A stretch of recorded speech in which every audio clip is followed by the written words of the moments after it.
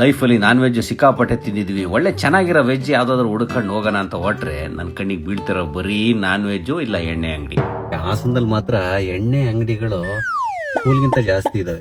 ಏನು 50 ಮೀಟರ್ಗೆ ಒಂದೊಂದು ಎಣ್ಣೆ ಅಂಗಡಿ ಸಿಗ್ತವೆ. ಹೋಗಿ ಕೂತ್ಕೊಂಡ್ವಿ. ಓನರ್ ಬಂದ್ರು, ಏನಿದೆ ಅಂತ ಕೇಳಿದ್ವಿ. ಚಪಾತಿ, ರೊಟ್ಟಿ, ಪರೋಟ ಅಂದ್ರು. ಊಟಕ್ಕೆ ಹೋದ್ಮೇಲೆ ಬಿರಿಯಾನಿ ತಿಂದನೆ ಬಂದ್ರೆ ಆತ್ಮಕ್ಕೆ ಶಾಂತಿನೇ ಸಿಗಲ್ಲ ಅಂತ ಇನ್ನೊಂದ್ಸರಿ ಬರ್ತೀವಿ ಅಂತ ಹೇಳಿ ಅಲ್ಲಿಂದ ಜಾಗ ಕಿತ್ವಿ. ಏನೇ ಹೇಳಿ, ಇವತ್ತಿನ ವಿಡಿಯೋದ ಮೇಲೆ ಹೆಸರು ಬೇರೆಯವ್ರದೇ ಬರ್ತಿದೆ. ಏನೇ ಆಗಲಿ, ಅಡುಗೆ ಮಾಡೋದು ಒಂದು ಕಲೆ. ಆ ಕಲೆಯ ಪ್ರೋಸೆಸ್ ಇದೆಯಲ್ಲ, ಅದನ್ನ ನೋಡೋಕ್ಕೂ ಒಂಥರ ಖುಷಿ ಸಿಗುತ್ತೆ. ಅದು ತಯಾರಾಗ್ತಿರೋ ರೀತಿನ ಅಲ್ಲೇ ನೋಡಿ ಸ್ವಾದಿಸೋಕೆ ಇನ್ನೂ ಆನಂದ.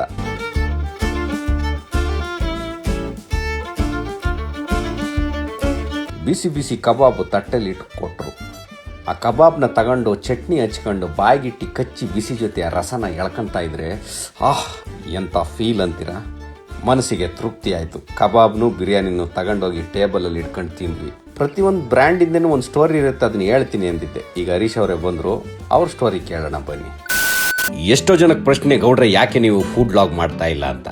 ನೀವು ಹೋಟೆಲ್ಗೆ ಹೋಗಿ ಮೀನು, ಮಾಂಸ, ಚಿಕನ್ ಎಲ್ಲ ನಮ್ಮ ಬಾಯಲ್ಲಿಟ್ಟು ಕಚ್ಚಿ ತಿಂತಿರೋದು ನೋಡ್ತಾ ಇದ್ರೆ ನಮಗೆ ತಿಂದಷ್ಟು ಆನಂದ ಆಗುತ್ತೆ.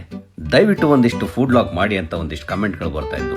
ಅದಕ್ಕೆ welcome back to Satish Eregowda food log. ಇವತ್ತು ಕಾರ್ ಕುತ್ಕೊಂಡು ಹೋಗುವಾಗ ನಮ್ಮ ಹುಡುಗ ಅಣ್ಣ ಹೊರಗಡೆ ಬರದೇ ಬಂದಿದ್ದೀವಿ, ಯಾಕೊಂದು ಫುಡ್ ಲಾಗ್ ಮಾಡಬಾರ್ದು ಅಂತ ಅಂದ. ಫುಡ್ ಲಾಗ್ ಮಾಡಬೇಕು ಅಂದರೆ ಹೋಗಿರೋ ಹೋಟ್ಲಿಗೆ ಹೋಗಬಾರ್ದು, ಇನ್ನೊಂದು ಯಾವುದಾದ್ರೂ ಹೊಸ ಹೋಟ್ಲುಗಳನ್ನ ಹುಡುಕ್ಬೇಕು. ಸರಿ ನೋಡೇ ಬಿಡೋಣ ನಡಿ, ಯಾವ ಹೋಟ್ಲು ಸಿಗುತ್ತೆ ಅಂತ ರೋಡಲ್ಲಿ ಹುಡುಕೊಂಡು ಹೊರಟು. ಲೈಫಲ್ಲಿ ನಾನ್ ವೆಜ್ ಸಿಕ್ಕಾಪಟ್ಟೆ ತಿಂದಿದ್ವಿ. ಒಳ್ಳೆ ಚೆನ್ನಾಗಿರೋ ವೆಜ್ ಯಾವ್ದಾದ್ರು ಹುಡುಕೊಂಡು ಹೋಗೋಣ ಅಂತ ಹೊಟ್ರೆ ನನ್ನ ಕಣ್ಣಿಗೆ ಬೀಳ್ತಿರೋ ಬರೀ ನಾನ್ ವೆಜ್ಜು ಇಲ್ಲ ಎಣ್ಣೆ ಅಂಗಡಿ. ಹಾಸನದಲ್ಲಿ ಮಾತ್ರ ಎಣ್ಣೆ ಅಂಗಡಿಗಳು ಸ್ಕೂಲ್ಗಿಂತ ಜಾಸ್ತಿ ಇದಾವೆ. ಎಣ್ಣೆ ಅಂಗಡಿ ನೋಡಿ, ಇಲ್ಲೊಂದಿದ್ಯಾ, ಅಲ್ಲೊಂದಿದ್ಯಾ, ಏನು 50 ಮೀಟರ್ಗೆ ಒಂದೊಂದು ಎಣ್ಣೆ ಅಂಗಡಿ ಸಿಗ್ತವೆ. ಮೈಕ್ ಬೇರೆ ತಗೊಂಬರ್ಲಿಲ್ಲ, ಮರ್ತು ಬಂದೆ. ಸಡನ್ ಡಿಸಿಷನ್ ತಗೊಂಡೆ ವಿಡಿಯೋ ಮಾಡೋಣ ಅಂತ. ಒಂದು ಸ್ವಲ್ಪ ಡಿಸ್ಟರ್ಬೆನ್ಸ್ ಇದ್ರೆ ಅಡ್ಜಸ್ಟ್ ಮಾಡ್ಕೊಳ್ಳಿ. ಸಾಧ್ಯ ಆದಷ್ಟು ವಾಯ್ಸ್ ಓವರ್ ಕೊಡ್ತೀನಿ ಇನ್ ಕೇಸ್ ಏನಾದ್ರು ಡಿಸ್ಟರ್ಬೆನ್ಸ್ ಇತ್ತು. ರಿಂಗ್ ರೋಡಲ್ಲಿ ಹೋಗ್ತಾ ಇದ್ದೀನಿ. ನನಗೆ ಈಗ ಪಟ್ಟಂತ ನೆನಪಾಯ್ತು, ಶೆಟ್ಟಿ ಕಬಾಬ್ ಒಂದಿದೆ, ಅದ್ರಗಿಂತ ಮುಂದೆ ಇನ್ನೊಂದು ಬಾರ್ ಇದೆ. ಅಲ್ಲಿ ಯಾವುದೋ ಫಿಶು ನಮ್ಮ ಬಾಮೈದ ಯಕ್ಷಿತ್ ಜೊತೆ ಹೋಗಿ ಒಂದ್ಸರಿ ತಿಂದಿದ್ದೆ, ಸಖತ್ತಾಗಿತ್ತು. ಕಂಟೆಂಟ್ ಮಾಡಬೇಕು ಅಂದ್ರೆ ಹೊರಗಡೆ ಕ್ಯಾಮ್ರಾ ಇಟ್ಕೊಂಡು ಹೊರಟ್ರೆ ಕಂಟೆಂಟ್ ಬರುತ್ತೆ. ಊಟ ಮಾಡಬೇಕು ಅಂತ ಹೊರಟ್ರೆ ಹೊರಗಡೆ ಹೊರಟ್ರೆ ಬರುತ್ತೆ. ನಂಗೆ ಎಲ್ಲಿ ಹೋಗ್ಬೇಕು ಅಂತ ಗೊತ್ತಾಗ್ತಿರ್ಲಿಲ್ಲ. ನೋಡಿ, ಹೋಗೋ ದಾರಿಯಲ್ಲೇ ಗೊತ್ತಾಯ್ತು ಯಾವ್ಯಾವ ಜಾಗದಲ್ಲಿ ಯಾವ್ಯಾವ ಹೋಟ್ಲ್ ಇದಾವೆ ಅಂತ. ಇಲ್ಲಿ ನೋಡಿ, ಕೇರಳಪುರದ ಹೋಟೆಲ್ ಅಂತ ಇಲ್ಲೊಂದಿದೆ. ಮಿಲಿಟರಿ ಹೋಟ್ಲ ಇದು, ಹಿಂದೂ ಮಿಲಿಟರಿ. ಇಲ್ಲಿಗೂ ಹೋಗ್ಬೋದು. ಶೆಟ್ಟಿ ಕಬಾಬ್ ಅಂತ ಹೇಳಿ ಪಾಪ ಅವ್ರೇನಾದ್ರು ವಿಡಿಯೋ ನೋಡಿದ್ರೆ, ಇದಕ್ಕೇನಾದ್ರು ನುಗ್ಗಿದ್ರೆ ಅರ್ಧಕ್ಕೆ ತಂದ್ಬಿಟ್ಟು ನನ್ನ ಮುಂದಕ್ಕೆ ಬರ್ದಂಗೆ ಮಾಡಿದ್ರೆ ಹೋಗೋಣ ಇದಕ್ಕೆ. ಹೋಗೋಣ. ವಿಡಿಯೋ ಶುರು ಆಗಿದ್ದು ಶೆಟ್ಟಿ ಕಬಾಬ್ಗೆ ಹೋಗ್ತೀನಿ ಅಂತ. ಇಲ್ಲಿ ನೋಡಿದ್ರೆ ಕೇರಳಪುರದ ಹೋಟ್ಲು ಕಣ್ಣಿಗೆ ಬಿದ್ದಿದ ತಕ್ಷಣ ಅದ್ರೊಳಗೆ ನುಗ್ಗಿದೆ. ಒಳಗಡೆ ಇರೋದು ಒಂದು 7-8 ಟೇಬಲ್. ಆ ಟೇಬಲ್ಗಳಲ್ಲಿ ಕೂತಿರೋರೆಲ್ಲ ಎಣ್ಣೆ ಇಟ್ಕೊಂಡೆ ಕೂತಿದ್ರು. ಇದು ನಮ್ಗೆ ತುಂಬಾ ಹತ್ರ ಆಗಿರೋ ಅಂತ ಜಾಗ. ಆದ್ರೂ ವಿಡಿಯೋ ಮಾಡೋದಕ್ಕೆ ಸಪ್ರೇಟ್ ಆಗಿ ಏನಾದ್ರು ರೂಮ್ ಇದೆಯಾ ಅಂತ ಹುಡುಕಾಡಿದ್ರೆ ಯಾವ ರೂಮು ಇರಲಿಲ್ಲ.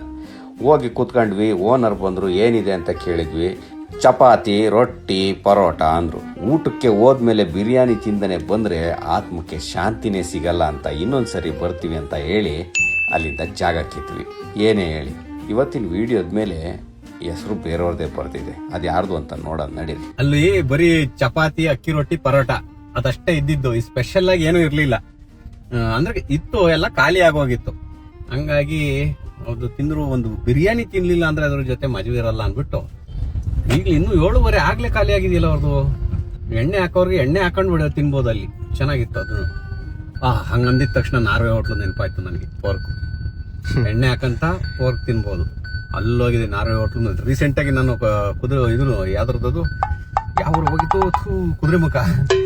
ಕುದುರೆಮುಖ ಹೋಗಿದ್ನಲ್ಲ, ಆ ಊರಿನ ಕೊನೆಯ ಎಪಿಸೋಡಲ್ಲಿ ಹಾಕಿದ್ದೀನಿ. ಆದ್ರೆ ತುಂಬಾ ಜನ ನೋಡಿಲ್ಲ ಅನ್ಸುತ್ತೆ. ನಾರ್ವೆ ಚೇಂಜ್ ಆಗಿದೆ ಜಾಗ. ಆದ್ರೆ ಎದುರುಗಡೆ ನಕ್ಷತ್ರ ಅಂತ ಇನ್ನೊಂದು ಹೋಟ್ಲಿದೆ.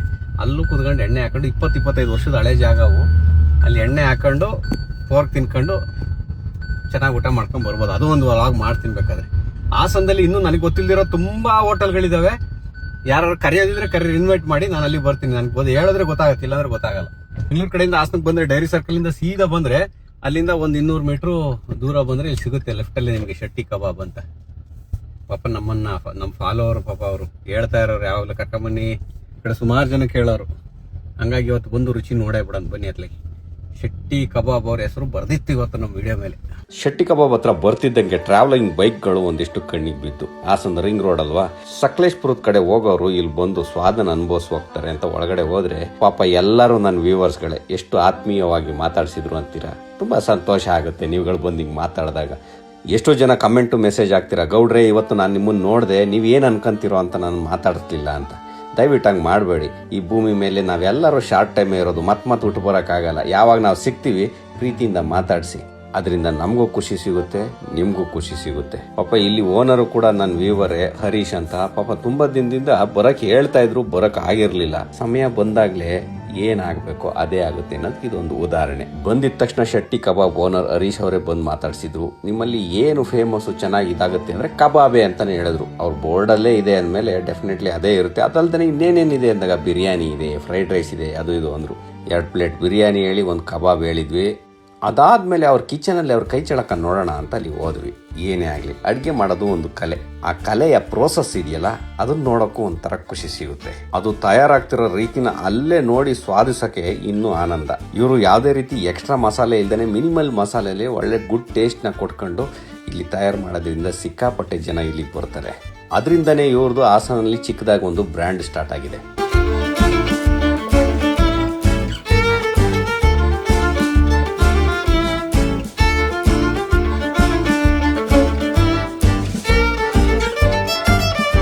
ಪ್ರತಿಯೊಂದು ಬ್ರ್ಯಾಂಡ್ ಶುರು ಆಗಬೇಕು ಅಂದರೆ ಅದರಿಂದ ಏನಾದರೂ ಒಂದು ಸ್ಟೋರಿ ಇರುತ್ತೆ.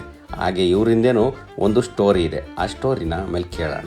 ಈಗ ಅವ್ರು ರೆಡಿ ಮಾಡಿರೋ ಫ್ರೈಡ್ ರೈಸ್ನ ರುಚಿ ನೋಡೋಣ.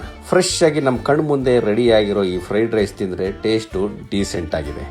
ಈಗ ಇವ್ರ ಹೋಟೆಲ್ ಫೇಮಸ್ ಆಗಿರೋದೇ ಕಬಾಬಿಂದ. ಅದ್ರ ರುಚಿ ನೋಡೋ ಅಂಥ ಸಮಯ. ಬಿಸಿ ಬಿಸಿ ಕಬಾಬ್ ತಟ್ಟೆಲಿ ಇಟ್ಟು ಕೊಟ್ಟರು. ಆ ಕಬಾಬ್ನ ತಗೊಂಡು ಚಟ್ನಿ ಹಚ್ಕೊಂಡು ಬಾಯಿಗಿಟ್ಟು ಕಚ್ಚಿ ಬಿಸಿ ಜೊತೆ ಆ ರಸನ ಎಳ್ಕೊಂತ ಇದ್ರೆ ಎಂಥ ಫೀಲ್ ಅಂತೀರಾ. ಮನಸ್ಸಿಗೆ ತೃಪ್ತಿ ಆಯಿತು. ಕಬಾಬ್ನು ಬಿರಿಯಾನಿನೂ ತಗೊಂಡೋಗಿ ಟೇಬಲಲ್ಲಿ ಇಟ್ಕೊಂಡು ತಿಂದ್ವಿ. ಜ್ಯೂಸಿ ಗಟ್ಟಿ ಕಬಾಬ್ ಕಾರ್ನರ್ ಕಬಾಬ್ಗೆ ಫೇಮಸ್ ಇದು. ಬಿರಿಯಾನಿನೂ ಅಷ್ಟೇ ಡೀಸೆಂಟ್ ಆಗಿತ್ತು. ಪ್ರತಿಯೊಂದು ಬ್ರ್ಯಾಂಡಿಂದನೂ ಒಂದು ಸ್ಟೋರಿ ಇರುತ್ತೆ, ಅದನ್ನ ಹೇಳ್ತೀನಿ ಅಂದಿದ್ದೆ. ಈಗ ಹರೀಶ್ ಅವರೇ ಬಂದರು, ಅವ್ರ ಸ್ಟೋರಿ ಕೇಳೋಣ ಬನ್ನಿ. ಇದು ಎಷ್ಟು ವರ್ಷ ಆಯ್ತು ಮಾಡಿ? ಸರ್ ಇಲ್ಲಿ ಬಂದು 6 ವರ್ಷ ಆಯಿತು. ಮುಂಚೆ ಆಟೋದಲ್ಲಿ ಮಾಡ್ತಾ ಇದ್ದೀನಿ. ಹೌದಾ? ಲಾಕ್ಡೌನಲ್ಲಿ ನನಗೆ ಗಾಡಿ ಹಾಕೋದಕ್ಕೆ ಪರ್ಮಿಷನ್ ಇರಲಿಲ್ಲ. ಆ ಟೈಮಲ್ಲಿ ಗಾಡಿ ಹಾಕೋದು ಬೇಡ ಅಂದ್ಬಿಟ್ಟು ಈ ಅಂಗಡಿನ ಮಾಡ್ಕೊಂಡು ಫಸ್ಟ್ ಗಾಡೀಲಿ ಒಂದು 2 kg ಕಬಾಬ್ ಮಾಡ್ಕೊಂಡು ಸ್ಟಾರ್ಟ್ ಮಾಡಿದ್ವಿ. 2 kg ಕಬಾಬ್ ಮಾಡ್ತಾ ಇದ್ವಿ, 1-1.5 kg ರೈಸ್ ಖಾಲಿ ಮಾಡಿದ್ವಿ. ಡೈರೆಕ್ಟಾಗಿ ಲೈವ್ ಆಗಿ ಮಾಡೋದ್ರಿಂದ ಕಸ್ಟಮರು ತುಂಬ ಇಷ್ಟಪಡ್ತಾರೆ. ಒಂದು ಗೋಲ್ಡ್ ವಿನ್ನರ್ ಆಯಿಲ್ ಹಾಕಿ ಕೆಮಿಕಲ್ ಇಲ್ಲ, ಫ್ರೆಶಿಂಗು, ವೆನಿಗರು, ಸೋಯಾ ಸಾಸ್ ಯಾವುದೂ ಆಗ್ತಲ್ಲ. ಡೈರೆಕ್ಟ್ ನ್ಯಾಚುರಲ್ ಮಾಡ್ಕೊಡೋದ್ರಿಂದ ಅವತ್ತಿಂದ ಇವತ್ತವರೆಗೂ ಜನ ಇಂಪ್ರೂವ್ ಆಗ್ತಾ ಇವತ್ತು 1 ಕ್ವಿಂಟಲ್ 1.5 ಕ್ವಿಂಟಲ್ ಚಿಕನ್ ಉಳಿಸ್ತೀವಿ. 1 ಕ್ವಿಂಟಲ್ ಪೌಡ್ರ್ ಚಿಕನ್ ಅಂತ ಚಿಕನ್ ಅಂಗಡಿಲಿ ಚಿಕನ್ ಹಾಕಿಸ್ತೀವಿ. 30-35 kg ಅಕ್ಕಿನ ಖಾಲಿ ಮಾಡ್ತೀವಿ. GTS ಒರಿಜಿನಲ್ ಕ್ವಾಲಿಟಿ ಹಾಕೋದು ರೈಸ್. ಹೌದಾ? ಪರವಾಗಿಲ್ಲ ನೋಡಿ, ಅದು ಹೇಳೋದು ಒಂದು ಆಟೋದಿಂದ ಶುರು ಮಾಡಿದ್ದು ಇವತ್ತು 1-1.5 ಕ್ವಿಂಟಲ್ ಡೆವಲಪ್ಮೆಂಟ್ ಅನ್ನೋದು ಅದೇ. ನಾನ್ ವೆಜ್ ಬಿಡ್ತೀನಿ ಅಂತ ಬಂದಲ್ಲ ಸ್ಟಾರ್ಟಿಂಗ್ ವಿಡಿಯೋದಲ್ಲಿ, ಮರ್ತೇ ಹೋಯ್ತಲ್ಲೋ. ನಾವು ಬಿಡೋಕ್ಕಾಗಲ್ಲ ಬಿಡು ನಾನ್ ವೆಜ್. ನಿಮ್ಮ ಜೀವನದಲ್ಲಿ ನೀವು ಏನೇ ಕೆಲಸ ಮಾಡಿ ಬೆಳವಣಿಗೆ ಅನ್ನೋದಿರಬೇಕು. ನೀವು ಎಷ್ಟೇ ವರ್ಷದಿಂದ ಕೆಲಸ ಮಾಡ್ತಿದ್ರು ಏನೂ ಬೆಳವಣಿಗೆ ಆಗ್ತಾ ಇಲ್ಲ, ಬರೀ ಜೀವನ ನಡೀತಿದೆ ಅಂತ ಅಂದ್ರೆ ನೀವು ರಾಂಗ್ ಪ್ರೋಸೆಸ್ ಅಲ್ಲಿ ಇದ್ದೀರಾ ಅಂತ ಅರ್ಥ. ಮೋಟಿವೇಶನ್ ಸ್ಪೀಕಿಂಗ್ ಆಮೇಲೆ ಇರ್ಲಿ. ಈಗ ಬಿರಿಯಾನಿ ಮತ್ತೆ ಕಬಾಬು, ಫ್ರೈಡ್ ರೈಸ್ ಎಲ್ಲಾನು ತಿಂದು ಅಲ್ಲೇ ಒಂದು ಸೋಡಾ ತಗೊಂಡು ಕುಡ್ದು ಉಳ್ದಿದ್ದನ್ನ ಪಾರ್ಸಲ್ ಮಾಡ್ಕೊಂಡು ಅಲ್ಲಿಂದ ಹೊರಟು. ಇಲ್ಲಿ ನನಗೆ ಸಖತ್ ಇಷ್ಟ ಆಗಿದ್ದು ಏನೋ ಅಂದ್ರೆ ಕಬಾಬೆ. ಅವ್ರ ಬೋರ್ಡ್ ಅಲ್ಲಿ ಏನ್ ಹೆಸರಿಟ್ಟಿದ್ದಾರೆ ಅದೇ ರೀತಿ ಇದೆ ಕಬಾಬು. ಶೆಟ್ಟಿ ಕಬಾಬ್. ಡೈರಿಯಿಂದ ಬರುವಾಗ ನೀವೇನಾದ್ರು ಸಕಲೇಶ್ಪುರ ಹೋಗ್ತೀವಿ ಅಂದ್ರೆ ಸ್ಟ್ರೈಟ್ ಹಿಂಗ್ ಬಂದ್ರೆ ಬೇಲೂರು ರಸ್ತೆ ಕನೆಕ್ಟ್ ಆಗುತ್ತೆ, ರಿಂಗ್ ರೋಡ್. ಅದ್ರ ಪಕ್ಕದಲ್ಲಿ ಇರುತ್ತೆ. ಬಂದು ಊಟ ಮಾಡಿ. 100 ರೂಪಾಯಿ ಬಿರಿಯಾನಿ, 120 ರೂಪಾಯಿ 1 ಪ್ಲೇಟ್ ಕಬಾಬು. ಇಷ್ಟು ನಾವು 1 ಪ್ಲೇಟ್ ತಗೊಂಡು ಸಿಕ್ಕಾಪಟ್ಟೆ ಕೊಟ್ರು, ಇಬ್ಬರಿಗೂ ತಿನ್ನಕ್ ಆಗ್ಲಿಲ್ಲ. ಅದು ಹಾಫ್ ಪ್ಲೇಟ್ ಕೊಡ್ತಾರೆ, ಬೇಕಾದ್ರೆ ಹಾಫ್ ತಗೊಳ್ಳಿ, 60. ಫ್ರೈಡ್ ರೈಸ್ ಅಷ್ಟೇ 80 ರೂಪಾಯಿ, 100 ಇರಬೇಕು. ಅದು ನಮಗೆ ಜಸ್ಟ್ ಟೇಸ್ಟಿಗೆ ಕೊಟ್ರು. ನನಗೆ ಚೆನ್ನಾಗಿತ್ತು. ನನಗೆ ಇಷ್ಟ ಆಗಿದ್ದು ಫಸ್ಟ್ ಹೈ ಪ್ರಯಾರಿಟಿ ನಾನು ಇಲ್ಲಿಗೆ ಕಬಾಬಿಗೆ ಕೊಡ್ತೀನಿ. ಆಯ್ತಾ? ನೆಕ್ಸ್ಟ್ ನೋಡೋಣ, ಯಾರಾದ್ರೂ ಇದ್ರೆ ನೆಕ್ಸ್ಟ್ ಸಜೆಸ್ಟ್ ಮಾಡಿ ಹಾಸನಲ್ಲಿ ಯಾವ್ದು ಬೆಸ್ಟ್ ಹೋಟ್ಲ್ ಇದೆ ಅಂತ. ಇನ್ನೊಂದು 30 days ಇಲ್ಲಿರ್ತೀವಿ ಅಷ್ಟೇ. ಹಂಗಾಗಿ ಎಕ್ಸ್ಪ್ಲೋರ್ ಮಾಡೋಣ ಅಂತ ಹಾಸನ್ನೇ, ನಮ್ಮ ಹಾಸನ್ನೇ ಫುಲ್ ಎಕ್ಸ್ಪ್ಲೋರ್ ಮಾಡ್ಬಿಟ್ಟು ಆಮೇಲೆ ಹೋಗೋಣ. ನಮ್ಮ ಹಾಸನ್ ಹೋಟೆಲ್ ಅವ್ರು ಎಲ್ಲ ನಮ್ಮನ್ನ ನೆನ್ಸ್ಕೋಬೇಕು, ಹಿರೇಗೌಡ್ರಿಗೆ ಎಕ್ಸ್ಪ್ಲೋರ್ ಮಾಡಿದ್ರು ಅಂತ. ಹಂಗೆ ಕರೀರಿ ನೀವುಗಳು ಹೋಟೆಲ್ ಅವ್ರು ಯಾರೇ ಇದ್ರು. ನನಗೆ ಹರೀಶ್ ಅವರು, ಅವ್ರ ಹೆಸರು ಹರೀಶ್ ಅಂತ. ಪಾಪ 5 ವರ್ಷದ ಹಿಂದೆ ಆಟೋದಲ್ಲಿ ಒಂದಿಷ್ಟು ಚಿಕನ್ ಮಾಡ್ಕೊಂಡು ಓಡಾಡ್ತಿದ್ದವರು ಇವತ್ತು ಶೆಟ್ಟಿ ಕಬಾಬ್ ಅಂತ ಒಂದು ಬ್ರ್ಯಾಂಡ್ ಮಾಡ್ಕೊಬಿಟ್ಟವ್ರ ಹಾಸನಲ್ಲಿ. ಅದು ಮಾಡ್ಕೊಂಡು ದಿನಕ್ಕೆ 1 ಕ್ವಿಂಟಲ್ ಮೇಲೆ ಚಿಕನ್ ಕಬಾಬ್ ಮಾಡ್ತಾರಂತ. ಇವಾಗ ಇದಲ್ವಾ ಗ್ರೋತ್ ಅನ್ನೋದು ಮನುಷ್ಯನಿಗೆ. ಮನುಷ್ಯ ಗ್ರೋತ್ ಆಗ್ಬೇಕು, ಬೆಳಿಬೇಕು. ಹಂಗಂದಾಗ ಬಿಸ್ನೆಸ್ ಮಾಡ್ಬೇಕು. ಆಯ್ತಾ? ಹಣ ಸಂಪಾದನೆ ಮಾಡೋದು ಯಾವತ್ತೂ ಕೆಟ್ಟದಲ್ಲ. ಅದು ಹಣ ಸಂಪಾದನೆ ಮಾಡೋಕ್ಕೋಸ್ಕರನೇ ನಾವು ಎಜುಕೇಶನ್ ಮಾಡೋದು, ಜೀವನದಲ್ಲಿ ಇದ್ ಮಾಡೋದಕ್ಕೆ. ಆಯ್ತಾ? ಕಷ್ಟಪಟ್ಟು ದುಡೀರಿ ಪ್ರತಿಯೊಬ್ರು. ಅವ್ರು ಇನ್ನೂ ನೆಕ್ಸ್ಟ್ ಏನೇನೋ ಪ್ಲಾನ್ ಇದೆಯಂತೆ, ದೊಡ್ಡ ಮಟ್ಟದಲ್ಲಿ ಏನೋ ಮಾಡಬೇಕು ಅಂತ. ಬೆಳಿಲಿ ಹರೀಶ್ ಅವರೇ. ಓಕೆ, ನೆಕ್ಸ್ಟ್ ಯಾರೇ ಇದ್ರು ಈ ತರ ದೊಡ್ಡ ದೊಡ್ಡ ಹೋಟೆಲ್ಗಳಿಗೆ ಬೇಡ, ಸಜೆಷನ್ ಮಾಡಬೇಡಿ. ಮೈಸೂರಲ್ಲಿ ಒಂದ್ಸರಿ ಹೋಗಿ ಯಾವುದೋ ದೊಡ್ಡ ಹೋಟ್ಲದು ರಿವ್ಯೂ ಮಾಡ್ತೀನಿ ಅಂತ ಹೋಗಿ ಅವರು ಕ್ಯಾಮ್ರಾ ಆಫ್ ಮಾಡಿ ಅಂದ್ರು. ಅವತ್ತಿಂದ ನಿಲ್ಸ್ಬಿಟ್ಟೆ ನಾನು ವಿಡಿಯೋ ಮಾಡೋದನ್ನ, ಫುಡ್ ಲಾಗ್ದ. ಇವನ್ ನಾವು ಹೋಗಿ ಒಂದಿನೋ ನಾವು ಒಳ್ಳೇದೇ ಮಾಡೋಣ ಅಂತ ಹೋಗಿರ್ತೀವಿ, ಅದರಲ್ಲಿ ಇವ್ರು ಬಂದು ಹಿಂಗೆ ಇನ್ಸಲ್ಟ್ ಮಾಡ್ದಂಗೆ ಆಯ್ತು ಒಂದ್ ಕಡೆ. ಅಲ್ಲಿ ಆಕ್ಚುಲಿ ಅವ್ರು ಇನ್ಸಲ್ಟ್ ಮಾಡಿರ್ಲಿಲ್ಲ, ಅವ್ರು ಆಕ್ಚುಲಿ ಬೇರೆಯವ್ರು ಇರ್ತಾರೆ ಅಂದ್ರೆ ಫಾರಿನರ್ಸ್ ಎಲ್ಲ ಬಂದು ಕೂತಿದ್ರು. ದೊಡ್ಡ ದೊಡ್ಡ ಸ್ಟ್ಯಾಂಡರ್ಡ್ ಹೋಟ್ಲಲ್ಲಿ ದೊಡ್ಡ ದೊಡ್ಡ ಜನನೇ ಬಂದು ಕೂತಿರ್ತಾರೆ, ಅವ್ರಿಗೆ ಪ್ರೈವಸಿ ಬೇಕಾಗಿರುತ್ತೆ. ಅಂತ ಜಾಗದಲ್ಲಿ ನಾವು ವಿಡಿಯೋ ಹಿಡಿಯಂಗಿಲ್ಲ ಅಂತ ಅವ್ರ ಇಂಟೆನ್ಷನ್. ಅವ್ರೇನು ನನಗೆ ಇನ್ಸಲ್ಟ್ ಮಾಡಲಿಲ್ಲ, ಬಟ್ ನನಗೆ ಆ ಫೀಲ್ ಆಯ್ತು ಅವ್ರು ಹಂಗೆ ಅಂದಾಗ, ಅವ್ರು ಹೇಳಿದ ರೀತಿ. ಅವತ್ತೇ ಡಿಸೈಡ್ ಮಾಡಿದೆ, ಈ ದೊಡ್ಡ ಹೋಟ್ಲುಗಳಿಗೆ ಅವ್ರು ಇನ್ವೈಟ್ ಮಾಡಿದ್ರೆ, ಯಾವುದು ಅವ್ರು ಬನ್ನಿ ನಮ್ಮ ಹೋಟ್ಲಿಗೆ ಅಂತ ಇನ್ವೈಟ್ ಮಾಡಿದ್ರೆ ಮಾತ್ರ ಹೋಗ್ಬೇಕು, ಇಲ್ಲ ಅಂದ್ರೆ ಹೋಗ್ಬಾರ್ದು ಅಂತ ನಿರ್ಧಾರ ಮಾಡಿದ್ದು ಅವತ್ತೇ. ಸಣ್ಣ ಸಣ್ಣ ಹೋಟ್ಲುಗಳು, ಈ ಸ್ಟ್ರೀಟ್ ಫುಡ್ಡು ಅವು ಇವು ಯಾರಾದ್ರೂ ಕಷ್ಟಪಡ್ತಾ ಇರ್ತಾರೆ ಜೀವನದಲ್ಲಿ ಅಂತ ತುಂಬಾ ಮಾಡಿದವ್ರು ಇವತ್ತು ನನ್ನ ಜೊತೆ ಆತ್ಮೀಯ ಫ್ರೆಂಡ್ಸ್ ಆಗವ್ರು ಎಷ್ಟೋ ಜನ. ನನಗೆ ಸ್ಟ್ರೀಟಲ್ಲಿ ಪಾಪ ಏನೋ ಬಿಸ್ನೆಸ್ ಮಾಡ್ತಿದ್ದವ್ರು ವಿಡಿಯೋ ಮಾಡಿದಕ್ಕೆ ಎಷ್ಟೋ ಸಪೋರ್ಟ್ ಆಗಿ ಲೈಫ್ ಸೆಟಲ್ ಆಗಿದೆ ಅಂತ ಅಂಥವ್ರಿಗೆ ಮಾಡಬೇಕು. ಅವಾಗ ಏನಾಗುತ್ತೆ, ಒಂದು ಸಹಾಯ ಆಗುತ್ತೆ, ನನ್ನ ಕೆಲಸದಿಂದ ಇನ್ನೊಬ್ರಿಗೆ ಸಹಾಯ ಆಗುತ್ತೆ. ಆಮೇಲೆ ನನಗೂ ಒಂದು ಫುಡ್ ಲಾಗ್ ಮಾಡ್ದಂಗೆ ಆಗುತ್ತೆ, ಒಂದು ವಿಭಿನ್ನವಾದಂಥ ರುಚಿ ನೋಡ್ದಂಗೆ ಆಗುತ್ತೆ. ನನಗೆ ಈ ಥರ ಯಾವುದೇ ಹೋಟೆಲ್ ಇದ್ರೂ ಕರೀರಿ, ಸ್ಕ್ರೀನ್ ಮೇಲೆ ನಂಬರ್ ಇರುತ್ತೆ, ನಾನು ಕಾಂಟ್ಯಾಕ್ಟ್ ಮಾಡ್ಬೋದು. ಇಲ್ಲ ವಾಟ್ಸಪ್ ಮಾಡಿ ನಾನು ಬರೋ ಪ್ರಯತ್ನ ಮಾಡ್ತೀನಿ. That is in Hassan only 30 days. ಒಬ್ಬೊಬ್ರಿಂದೇನೋ ಒಂದೊಂದು ಕತೆ ಇರುತ್ತೆ, ಆ ಕತೆನೂ ಎಕ್ಸ್ಪ್ಲೋರ್ ಮಾಡ್ತಾ, ಆ ಒಬ್ಬೊಬ್ರ ಕೈಲೂ ಒಂದೊಂದು ಅಡಿಗೆದು ಕಲೆ ಇರುತ್ತೆ, ರುಚಿ ಮಾಡೋ ಅಂಥದ್ದು. ಪ್ರತಿಯೊಬ್ಬರು ಮಾಡೋ ಟೇಸ್ಟ್ ಬೇರೆ ಬೇರೆ ಇರುತ್ತೆ, ಅದನ್ನೆಲ್ಲ ಎಕ್ಸ್ಪ್ಲೋರ್ ಮಾಡ್ತಾ ಮುಂದುವರಿಯೋಣ. ಇವತ್ತಿನ ಈ ವಿಡಿಯೋ ಇಲ್ಲಿಗೆ ಮುಗಿಸ್ತೀನಿ, ಮತ್ತೆ ಸಿಗೋಣ ಮುಂದಿನ ವಿಡಿಯೋದಲ್ಲಿ. ಎಲ್ರಿಗೂ ಒಳ್ಳೆಯದಾಗಲಿ. ಜೈ ಹಿಂದ್, ಜೈ ಕರ್ನಾಟಕ.